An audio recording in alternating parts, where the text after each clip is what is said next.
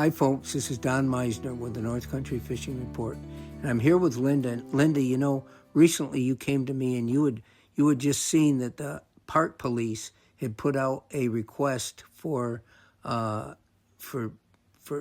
employment opportunities. Yes, and you thought that would be something wonderful we could talk about on the radio, because what this embellishes really, or embodies, is that so often we sort of lament the fact that we see all our young people that live in our area want to take their brilliance and their special talents elsewhere, where they think the grass is greener and they can form a new life after they get out of school.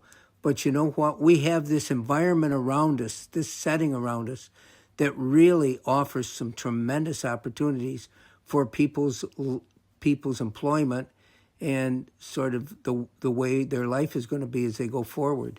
There is so many opportunities that if people, here we are in the fishing capital of the world, right here, right now.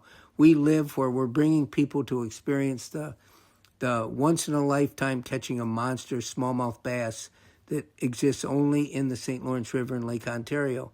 But my point is that in the fact that this is what we're offering, our area can offer some special things to the people that live here. That's right, Don.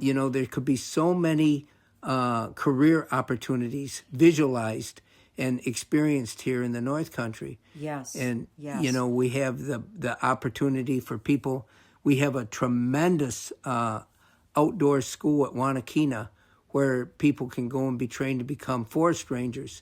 And the forest rangers have an incredible life here in the North Country and in New York. That is one opportunity. Becoming a game warden through the DEC. There's so many things that a child could experience and sort of look forward to doing. And we talked about now in this world, there's even the employment opportunity of being a tournament champion, a tournament fisherman, or a guide on one of the many rivers. Yeah, yes. We talked about Ethan Carr, and how he has taken his love of fishing and become certified as a guide. And so now he can take people out and show them places to fish where they'll catch a wonderful smallmouth bass or something else like a muskie or a walleye. This is, when we think of, I know when I did the fish cap school that we did with Cornell Extension, where we taught kids in our school systems how to fish and how fishing could really be something important for them to learn. Mm-hmm. But, taking that in a whole broader direction, there's so many ways that fishing can become the life of people.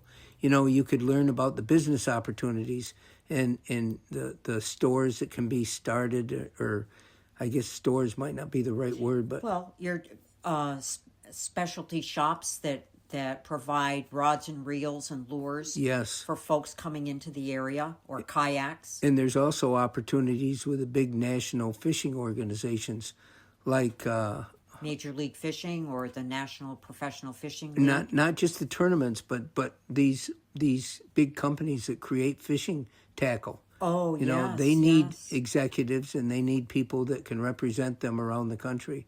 So there are opportunities, and I wanted people to think, and families that might listen to the radio, to realize that, we can, these are opportunities for our kids, for our grandchildren or whatever that are coming up. This is something I wanted people to give another thought to. Absolutely. And you could leave your listeners with one final thought, which is, if you're doing something that you love, it never seems to be work. And that's really what you would want to do.